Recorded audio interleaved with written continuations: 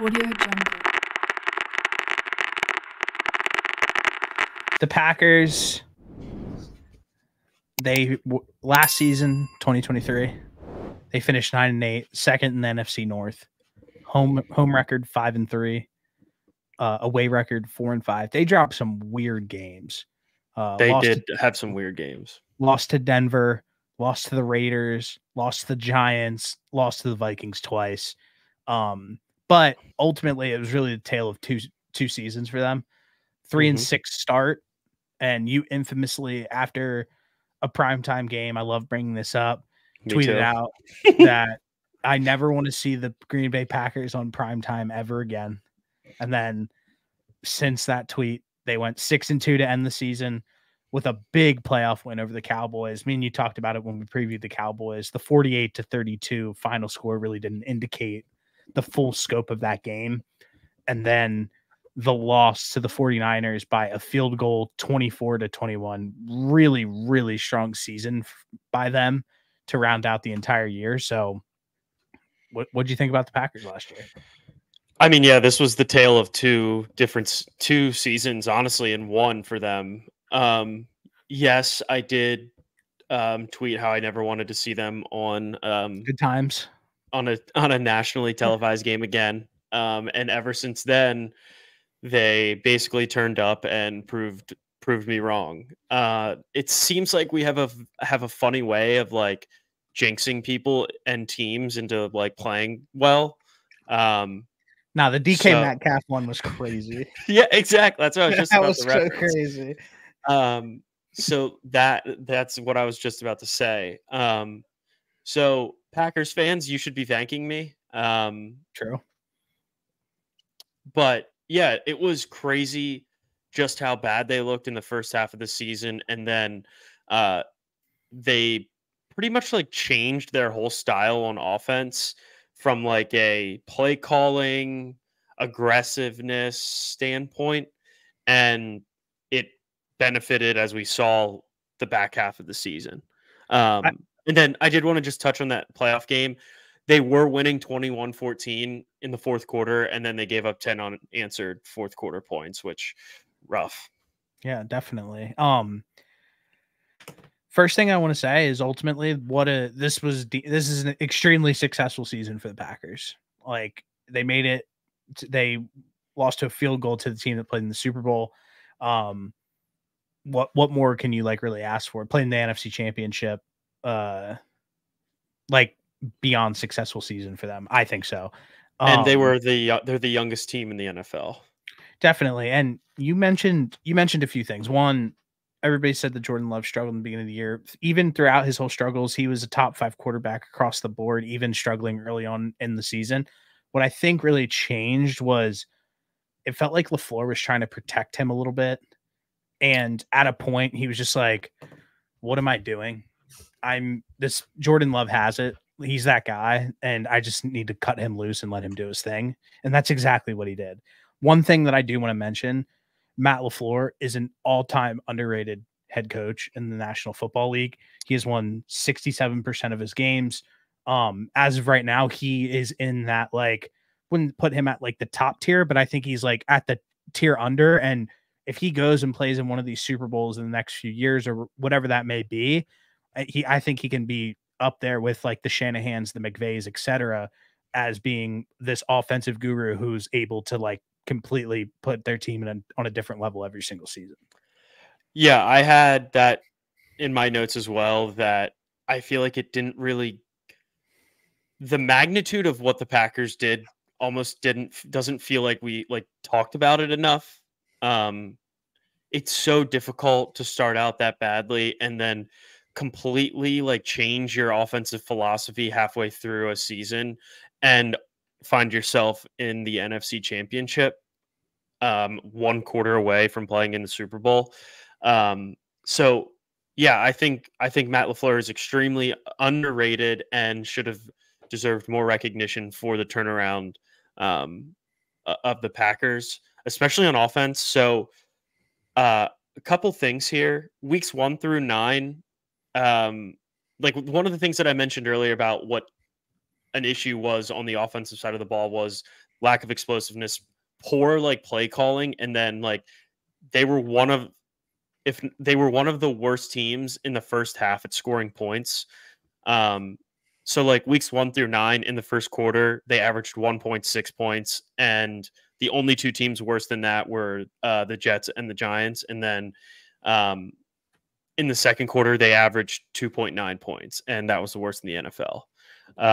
So then, like touching on the explosiveness part of this, 20.9% of their first half drives featured an explosive play, which is worse than the NFL, and 35.5 of all their drives featured an explosive play, which is 22nd. So like they just weren't pushing the ball aggressively down the field in those first 9 weeks. And then week 10 comes around. I don't know what internally changed that they were like, okay, screw this. Let's just try to push the ball down the field. But whoever brought it up, good for them. If it was LaFleur, good for him. But it completely changed their season for the better. It did. One thing that really sticks out to me and is like a really like big remembrance point of the entire year is on the road in Dallas. They win the coin toss and they choose to receive. They immediately take the ball and absolutely march down the field and just score a touchdown. And I was like, holy shit, are the Packers for real? Like that was like a big fuck you moment in my head. Yeah, from like week 10 on, the only time they didn't if they won the coin toss, the only time they didn't choose to receive was against the Panthers, and that's because Jair Alexander fucked it up. Oh yeah, I remember that. So that was like a complete 180 on their game plan as opposed to the first 9 weeks. So like, yeah, they really pushed the envelope and wanted to get ahead and build a lead and put the pressure on whoever you're playing. Like that's what you have to do, because at a certain point someone's going to make a mistake over there. If you're constantly down by 7, 10, 14 points, like somebody's going to mess up on the other side of the football, and that's the point where you can take advantage of it and run away with it. No, and you're completely right. I mean, this team in the postseason was definitely fun to watch, and I think we should talk about some of the additions and losses that that happened over the last year. Additions: Jeff Hafley, who is a highly regarded defensive coach who is at Boston College, who has always had buzz around him to take that. Did he coach in the NFL before? But he had buzz during this past offseason to take that next step up or come on to a coaching staff. And Joe Barry was one of their losses that they had. And it seems like everyone hates Joe Barry, like in the media, whoever that may be. They're really critical of who Joe Barry is. And I mean, you said it, they gave up what, 14 points in the championship game in the fourth quarter? 10, and but yeah. 10 points. And I feel like Joe Barry was like a real reason why they lost that game. So ultimately get rid of him, bring in Jeff Hafley, however you say it, which I think could be a positive move. Yeah. Especially because they have the pieces on defense now. It's just a matter of coaching them and getting them in the right spot. So no, for sure. That's the only new coach as far as they're keeping their, obviously LaFleur's not going anywhere. And then Adam Stevenich is their offensive coordinator. Looks like he's going into his second year. Yeah. And then another thing that they did too is talked about how Aaron Jones was the heartbeat of the team. He was obviously a big part of all these Green Bay teams for all these years. Then ultimately decided to move on from him and then bring in Josh Jacobs, which I think is a significant upgrade. He led the league in rushing 2 seasons ago. So I think adding a 25, 26-year-old Josh Jacobs, who led the league in rushing 2 years ago, is a massive upgrade over Aaron Jones, who seems to really can't stay healthy at this point in his career. Yeah, Aaron Jones missed a handful of games last year. He does every season, yeah. Yeah, pretty much.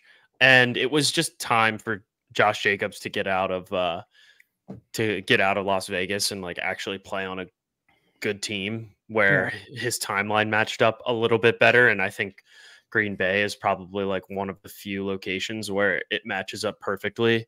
They didn't really add too many guys in free agency. I see here that they only added 3. And then obviously through the draft, they added they added a handful of players too. Yeah, but. I'm going to get into that actually when we talk about when I go into this one thing about their young core. The losses that they had, thank God, the Lord above, David Bakhtiari is finally not on the Packers. As a I was waiting like, for that. I want somebody in the comments to say, as a Packers fan, and then give your take on David Bakhtiari. I'm sure that he played some decent games and he was good. I mean, I know that he was always good at Madden, but he has literally been hurt for like 4 years, it feels like. Came back last season, bitched about playing on turf, and now it seems like I don't know if he'll ever play in the NFL again, it seems like. Yeah, I don't think he's on a team yet still. But I mean, probably what'll end up happening is if there's an injury or something to somebody along the offensive line, is he'll end up getting a call at some point. Is realistically what I can see happening. Can't play on Like turf. taking a chance on that guy. You know that when he's there, he's good. But he said he won't play on turf. He said that. I was gonna say the Giants won't be calling him. Who else plays on turf? Jets won't be calling him, which is funny because those are two teams that certainly could use depth at the offensive line position, probably. No doubt.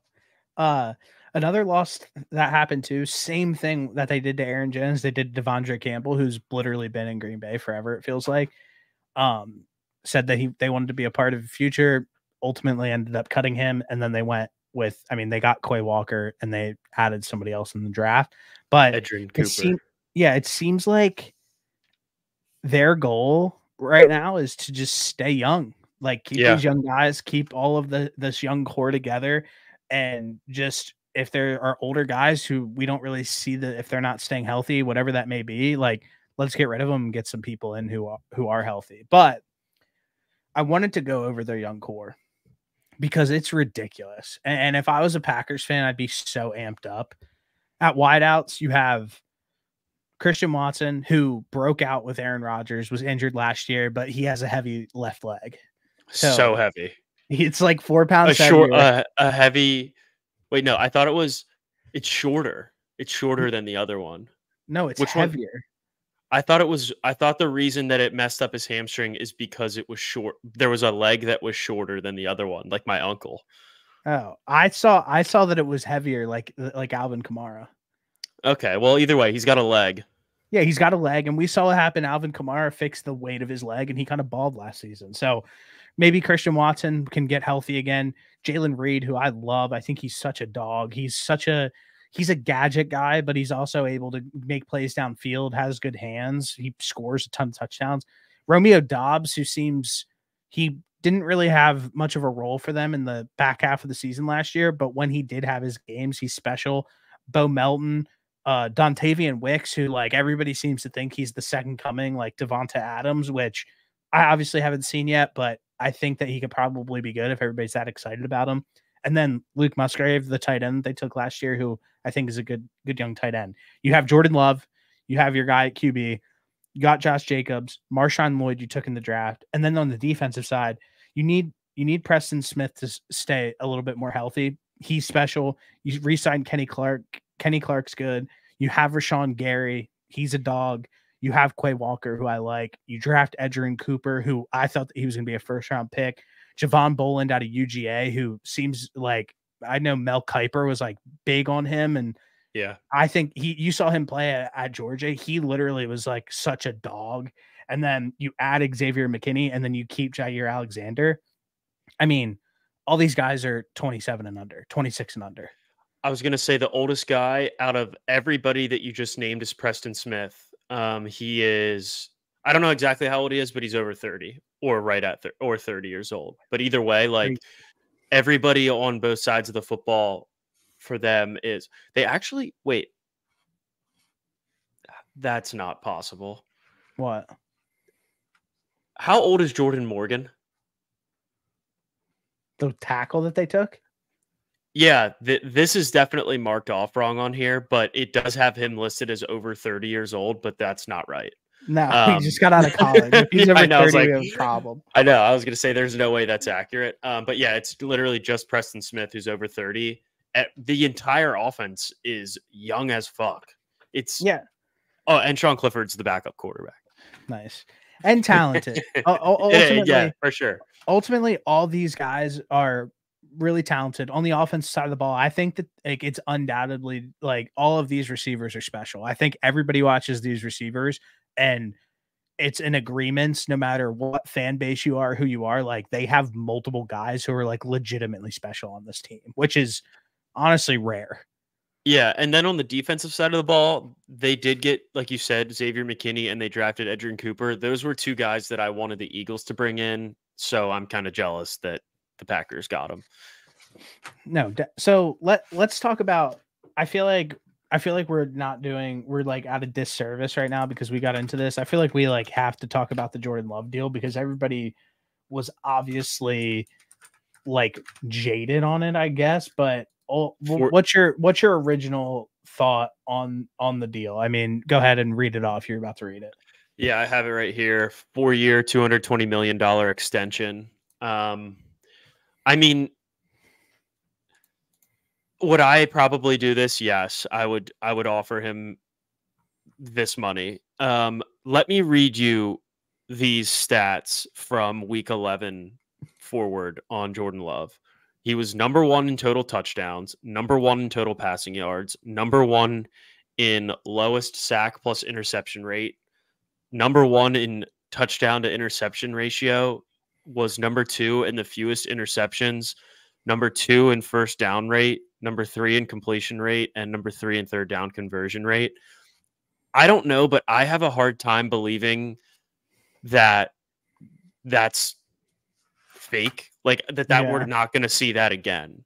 Maybe, I mean, obviously those are fucking insane, but so maybe they'll increase, but at that point, like he still had a phenomenal back half of this season. And it's not like I don't even think he was that like horrible realistically in the first half. It was just like they just seemed scared on offense. So he wasn't. I mean, ultimately, this was his first full year as a starter. I know people like seem to forget that. Like I know he's been in the league for a while, but that also plays into it. This is his first full season as a starter, and we saw after a certain point he got more comfortable and started balling out. And I think that is kind of right on schedule for somebody who's in their first year of being a full-time starter. Yeah. Yeah. So, I mean, this extension is going to look incredible in 2 years because I'm pretty sure the cap hits are like really low moving forward. The cap hits are $20 million, $29 million, $36 million. And then in 2027, it's $42 million. And then in 2028 is $74.2 million. But with that being said, pushing off those numbers to later dates allows you to get some of these younger guys who are in the building currently under deals and get some stuff done while you're taking a lower cap hit from Jordan Love. So I think they structured the contract correctly as well. And they can manipulate those numbers too on the back end. So they're not paying, what did you say? Like 75 million. Yeah. But shit, who knows? In 4 years, $75 million for a season might be right around league average. For a quarterback. I have no idea, but maybe. I mean, what is the top tier quarterbacks are getting what? 50 million? Yeah. So in 4 years, I mean, $25 million jump is a lot, but we could see it moving up there. For sure. I think another thing that people like aren't taking into account as well is like, I know that he hasn't played a ton of football, but he's been in the building for 4 years. You obviously know that you like him. He played really well. He led you to an NFC championship game. He got you to the point where you should have won the game. Like, he's your guy moving forward. There's really no other way to put it. You don't play games when you have somebody like this in the building. You lock up your long-term guy. It's like what we talked about with Trevor Lawrence. Like, he's the face of your franchise. You know that you like him. He has no drama, no off the field issues, nothing. He just goes and plays football. That's the guy that you want to be the face of your franchise and pay $50+ million per year to for the next 5 to 6 years, because you know that he's consistent in that perspective. And I think that we're going to see consistency on him on the playing field as well. It's just crazy how fortunate the Packers are from a quarterback standpoint. They go from Brett Favre to Aaron Rodgers to Jordan Love. Now, obviously, it's been one full season, but if anything, it seems like he's got a very bright future.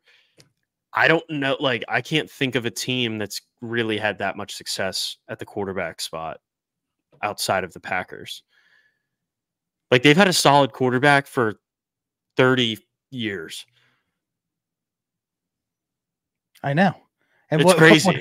It's crazy. Like, no other like I'm saying, it's like no other franchise is hitting at that impressive of a rate.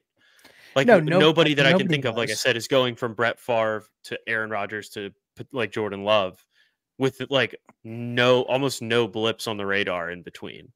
And ultimately, like I said too, is just you mentioned the three of those guys. They're all like gunslingers, fun to watch, can throw off balance, have strong arms. Like, he's just as good as those guys. I've really genuinely believe that. I think he's going to be a dog like for long term. Like, I like Jordan Love a lot. I think my biggest problem on his career arc. Go ahead. My biggest problem, real quick, is in Madden. Whoever plays Madden, he is a normal dev. And if that means nothing to you, there's normal development, star development, superstar development, and X Factor. He is a normal development player, and that is complete bullshit. Madden, move him up. But go ahead. Sorry.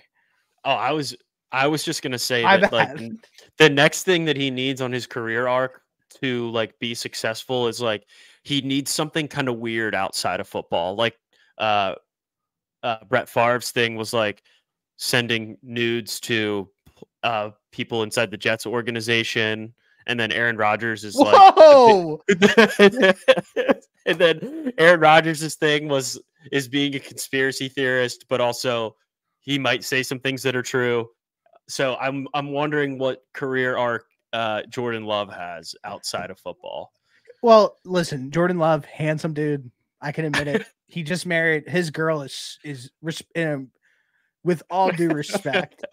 I've never seen her. With all due respect, but no, I'm just kidding. What did Mark Davis? No, what's the guy's name? Who was the old Golden State Warriors coach who was talking about LeBron James? Oh, yeah. Oh, with all due respect, I'd knock it out the park. Yeah, like on like a TV, on like a in live, the NBA Finals. In the NBA Finals. First off, legendary move by him. So Jordan Love, with all respect, I would knock that out of the park. But I don't know. I mean, he's married already. He seems like a good dude. I mean, Aaron Rodgers is still out here slinging dick, and he's like 42 years old. I should probably cut that, but but it's true. Sure like the Packers fans would like that. They know that he's doing it. But hey, all right. So let's get into our 2024 predictions. Unless if you have something else that you wanted to add. No, I think I'm good on everything. So I have a strong feeling about this. One, I already bet this. Jordan Love MVP plus 1,800. I feel like those are really great odds for him. This is going to be another year for him in this offense, another year with LaFleur, another year with this young talent who all got a year older together and all know each other well. And I think that he got a better running back. And I think that he's going to be slinging it all over the yard. He's going to be way more comfortable this season. And I'm excited to watch him play in this offense as a full season with these guys. Next, the most disrespectful odds. They didn't play in the NFC Championship. They played in the divisional round. I've fucked up like 4 times. I also did. Sorry. Packers fans. I know that the Lions played in the NFC Championship last season, but plus 200 for the Packers to win the North, I'm slamming that. I love that bet personally. You're getting it at 2-1 odds. So right away, Jordan Love MVP plus 1,800, Packers to win the North at plus 200. Already placed it. I think that they're going to be really good. I also think that they're going to be the best team in this division. I like everything that they've done on defense. They hired a better coach. They added younger talent.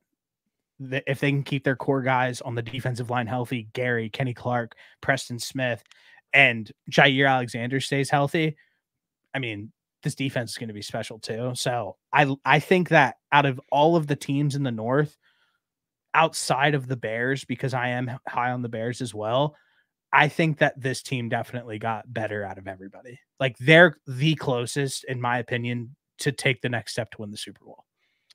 Yeah, I mean, there's already a video out there of me saying that I think the Packers make the Super Bowl. So there's that. But I did bet them and the Eagles parlayed to win their division. So I'm equally as high on the Packers as you are, which kind of worries me. Because I feel like the Eagles are bad. They're torched.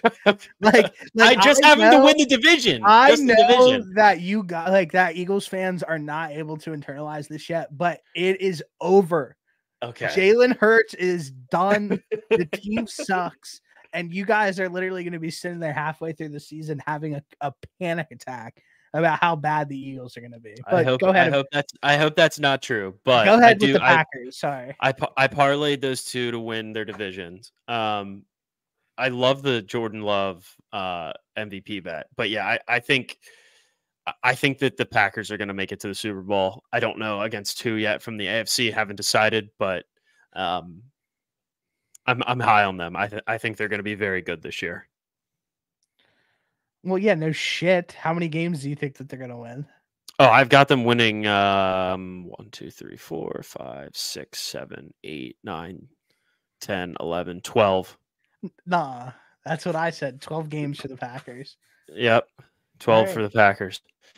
All right. Well, me and Noah, for some reason, I guess we're probably going to be so wrong this year. This is a Packers podcast, unfortunately. A pro Packers podcast. Oh, no doubt. I mean, ultimately, I'm like Rob Lowe in the NFL stands wearing the NFL hat. Like I don't really care. Like I just like to watch the games and like have fun with it. So if a team's going to be good, like what I think that this team has a legitimate chance to be special on offense and defense, and ultimately that's just great for the NFL. So I'm hyped for the Packers.